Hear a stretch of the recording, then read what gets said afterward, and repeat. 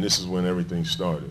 And so when I came back to help out with the younger guys, mentoring them on my experiences, and I keep telling them, I says, you know, do something in life only because it's exciting when you tell about yourself in front of people. Like when you tell a story about yourself, it makes you more interesting. I mean, I'm not saying learn the biggest word or the hardest word or whatever, but do something in your life and your career that would make sense to other people, help other people, whether nobody's watching or if anybody's in concern, it doesn't really matter. So with that temperament, they thought I would be best in that situation only because my words to the guys, and the guys respected me, but they thought, you know, you're an old man now, so it's my turn and all this other stuff and blah, blah, blah. But I was still playing and doing the same things I was doing at their time. Just probably, I honestly ran from basically the three-point line to three-point line, basically. Well, they did all the hard work, but that was my role. I mean, things changed. I mean, I can't help that, but that's how it went. But at the same time, it started there where I started now building relationships with people, learning insides of the business side of the MBA, which has helped me a great deal to understand contracts, understand guys, and things of that nature. So whether I'm put in that role or not, I know what goes on. Some guys don't have copies of their contracts, which I can't, you know, go beyond imagining why they don't. But these are the things that they need to see, and sometimes it gets lost in the realm because basketball is a priority of the team. Don't get me wrong, and the things that we do here, as far as some of the life skills and the career skills for mentoring, sometimes get lost. And some guys don't want to hear it, but they need this. And so I try my best to employ that to the guys, and that's what I do. And this is why I say all this, is because you all have done this in this community. I didn't realize this camp went for 13 years and strong. And the people, the sponsors, I do things, and I'm out there working. It's hard to get a sponsor. I don't understand why, but you do it here so nicely for 13 years. I don't know what goes on in the background, but I know hard work is always a necessity for things like this, and being at a banquet for you all to come and appreciate what you all have done indirectly and, like I said, directly with each other. You're somehow connected, but you do good things here, and I'm glad of that, and also proud of the things that Dana and also Mitchell's represented here to go on and do further good things for the kids. The camp is excellent. It's a good idea, and you all support it very well. So I commend you for doing that, and the city, the officials, the people here, the common folk as well, to get together and do something for your own community. So I applaud you for that, because I haven't seen that in such a, even though you're a small city, you're a community that stays together. So I'm from the big city of New York, and you can't find that, you know, unless you're with a company or you're within. So, but that's what I came up with, and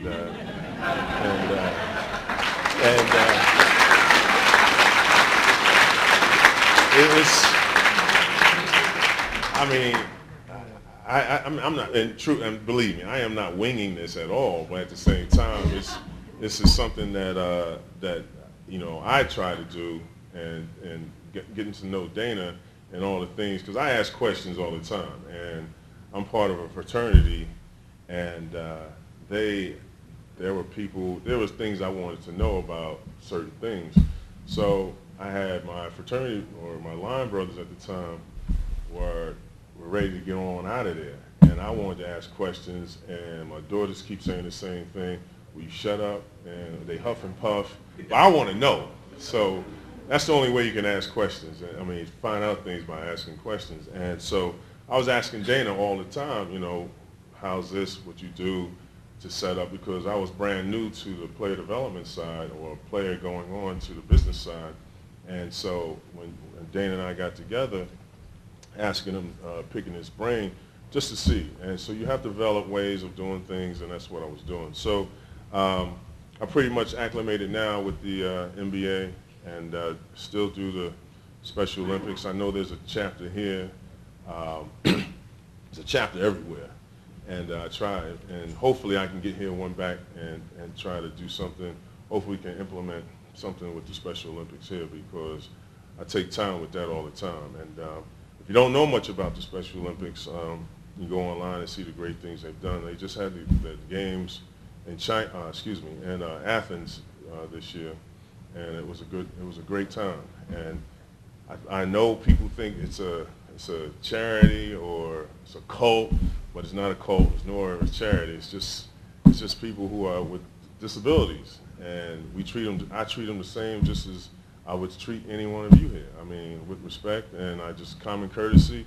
We get together, they laugh, and they have a good time, and so that's what I do. So I applaud you all again. Thank you for having me here, and I'll be at the camp speaking at the kids. And I'll give them a whole nother speech. I promise you that. But I'll be definitely geared up for that one, because I'm gonna kill him, because I just feel like, so. But I appreciate it, and thank you, and keep up the good work here in New York.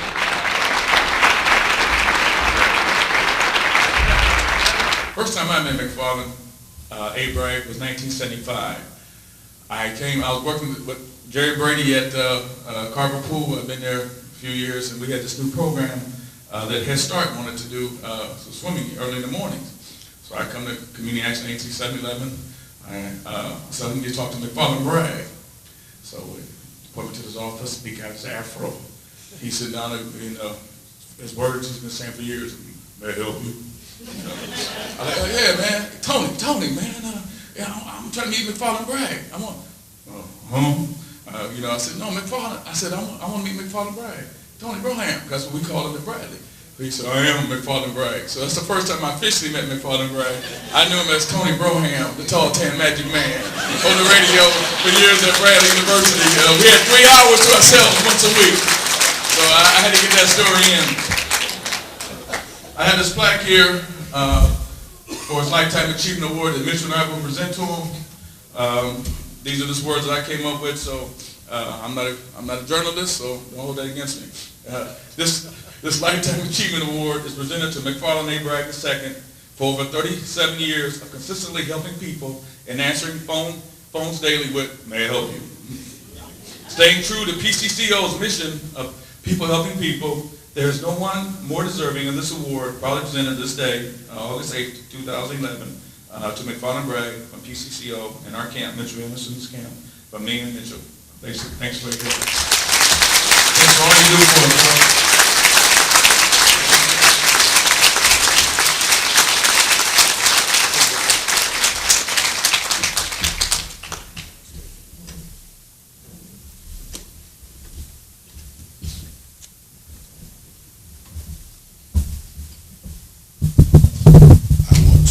Start out by thanking the Creator for allowing me to wake again today. Also want to take this opportunity to introduce you all to my parents, McFarland Sr. and Elma.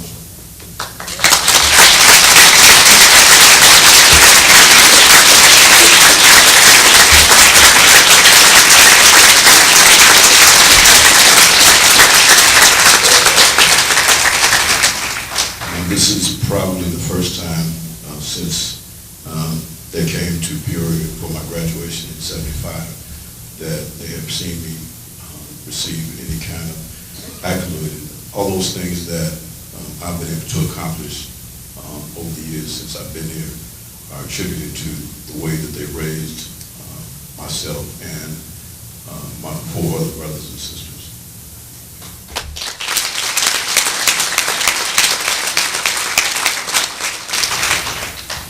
I also want to say thank you to my lovely wife, Stephanie, for basically raising this one back here.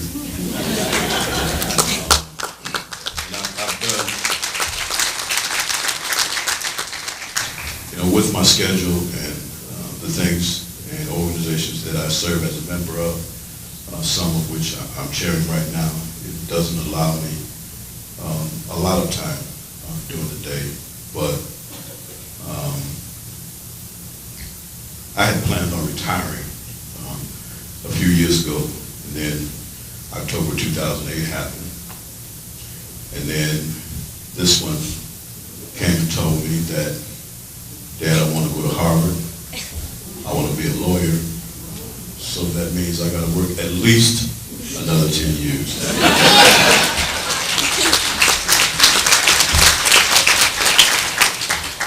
But you're also looking at this young lady that is a great student and potentially will be the next All-American volleyball player that's coming out of Peoria.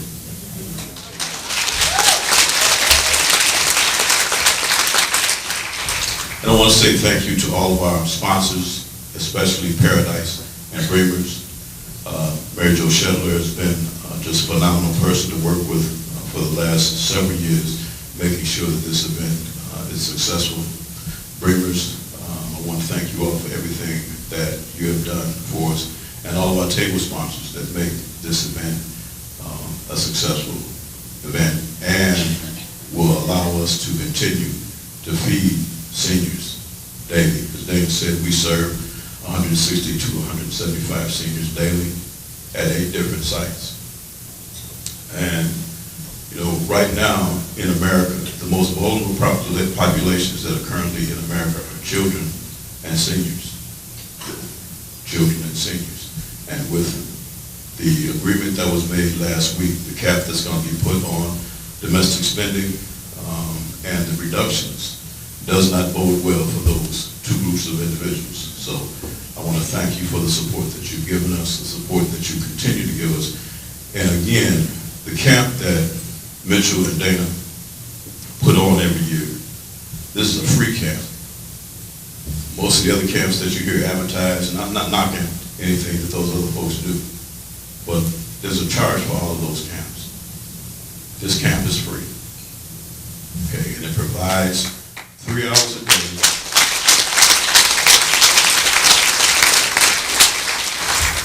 Provides 3 hours a day, 4 days a week.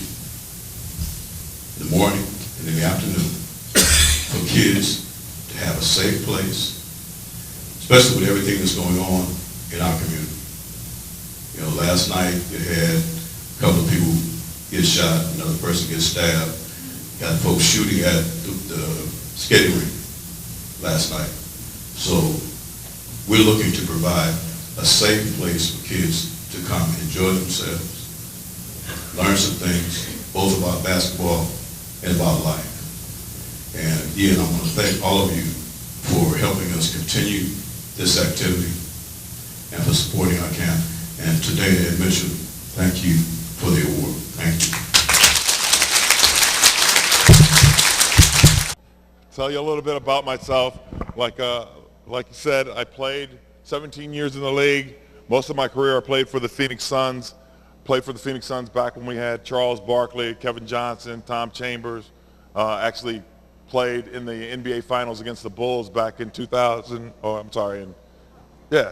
92 playoffs. 92 playoffs, unfortunately lost to them in the championship series in 6 games. What I want to talk to you guys about today is how many of you guys, I still work for the Suns, work in player development, also do some things for the Phoenix Mercury, which is our WNBA team out there. But the one thing, I work with the players trying to get them to make some decisions about their lives and their careers. And the one thing that I would tell all you guys, because I would think most of you, any of you would want to be professional athletes, professional basketball players, anybody out there? I will tell you this.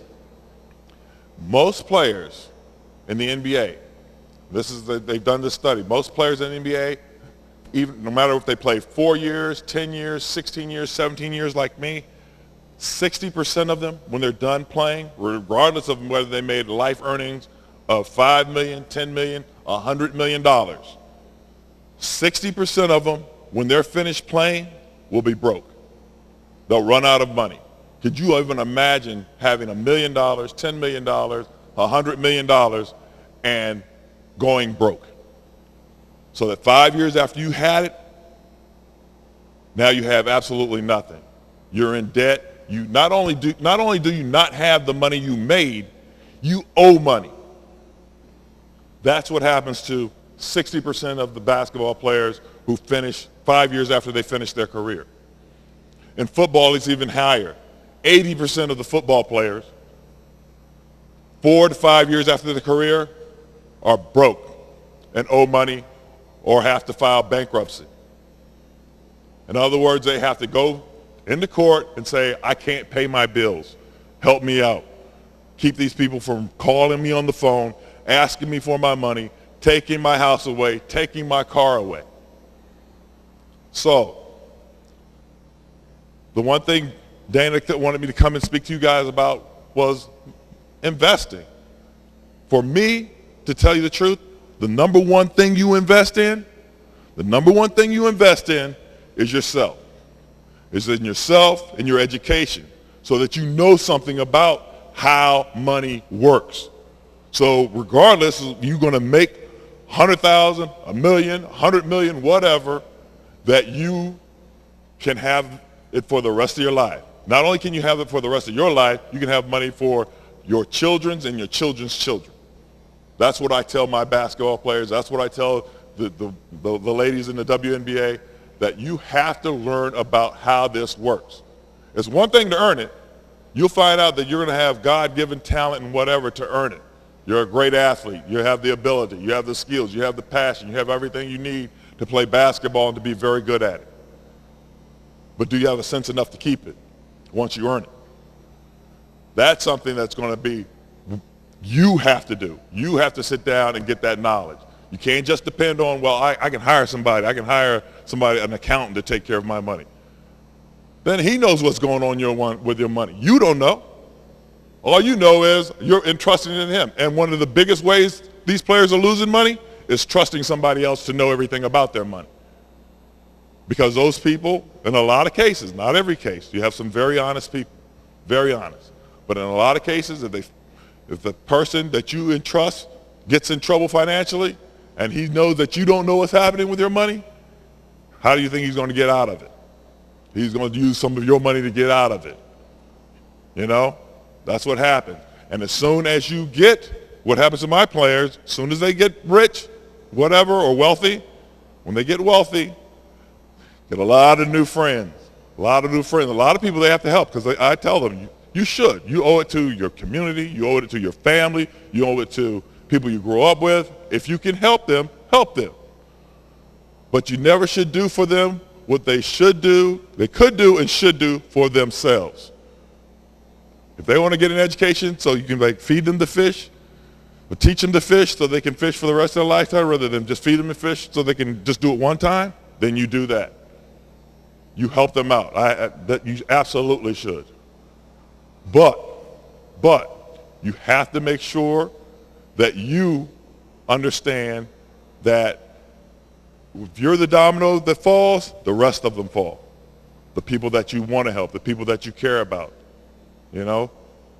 So it's very important that you understand how money works, how to value something. Like you want that new pair of shoes. Trust me, I've been there. When I was a kid, there was the Dr. J's. We used to play in Chuck Taylors, all just cloth shoes.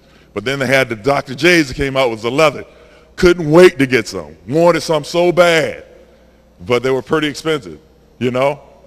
All I could think of was like how nice they look. They're going to make me jump higher, make me run in the rain without getting wet, all these things. But they don't. That's you. It's not the shoes. It's not the shoes. So you have to realize what the value of the shoes. Are you going to pay a lot of money just to look good? I can't tell you which way to go on, but understand that, for instance, if you buy a car, a nice car, and you buy it and it's $20,000 car, as soon as you turn the key and drive it 3 feet, that car is worth $15,000. You just lost $5,000 worth of value. But you still owe $20,000 on the car. That man that you bought the car for, he still wants $20,000. The one you're trying to sell it to now, if you just literally turn the key, drive down the block, put 100 miles on that thing. When you try to sell it, you can only get about 15 grand for it. Because it went from being new, 20 to you, 100 miles down the street, now it's used, and now you can only sell it for 15. And that's what happens. It's what happens when you look at in this country. What happened, a lot of people bought houses worth a lot of money, and just because of the economy, the used house, whatever, now those houses are worth a lot less than they're trying to sell. All right? So I don't know how long they're going to let me talk. I know they want me to talk a whole long time. Okay. So but I want you to understand that. I want you to understand that it's not just about making money and being wealthy. It's about when you want to be wealthy, you can get rich. You can get rich with your talent, your skills, your abilities, and whatever. But when you get wealthy, it's when at some point you understand how money works, you invested your money, and now your money works for you. In other words, let's say you made $1 million, that you have that money invested somewhere, and you can sit down like you're sitting right now, not shoot no more basketballs, not have to go anywhere, sit down on your butt, and the next year, that million is $1,100,000 because you just earned 10% on it. So now, instead of working for your money is working for you. Now that's when you start to become wealthy. But you have to understand how to make it work for you. How compound interest works. How that you can put $1 million in today, and then 20 years from now, all of a sudden you end up with $3 or $4 or $5 million, and you did nothing but sit it in there and let it earn interest and compound. Nothing. It's not like you had to go and shoot baskets, dunk, run, get on the line, do sprints, any of that. It's just because you invested it wisely and you understood what was going on with it, that money grew. You put it in here today, 10 years, 20 years down the line, now it's worth 5, 10, 15 times what it was worth when you first started with compounding. And this happens all the time. This is how people make wealth. You know, you see all these big buildings out here when you look at downtown. Trust me, when they want to give you a loan, that's how you end up buying houses. That's why banks loan you money, because they charge you to loan you the money. In other words, you buy a house.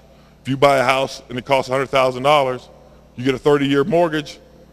Trust me, in 30 years, by the time you pay off that house, it's going to cost you a lot more than $100,000 because of the interest you paid on the house. By the time you finish, that house, that cost, when you paid for it, bought it, signed the contract, $100,000, is going to cost you $300,000 because of interest. These are some of the things you have to understand. The sooner you start to learn about it, the sooner you start to study it, the better you're going to be off later on. Especially you older kids, the sooner the better that you understand how money works. Because it's not about how much you make, it's about how much you save. All right? That's my story.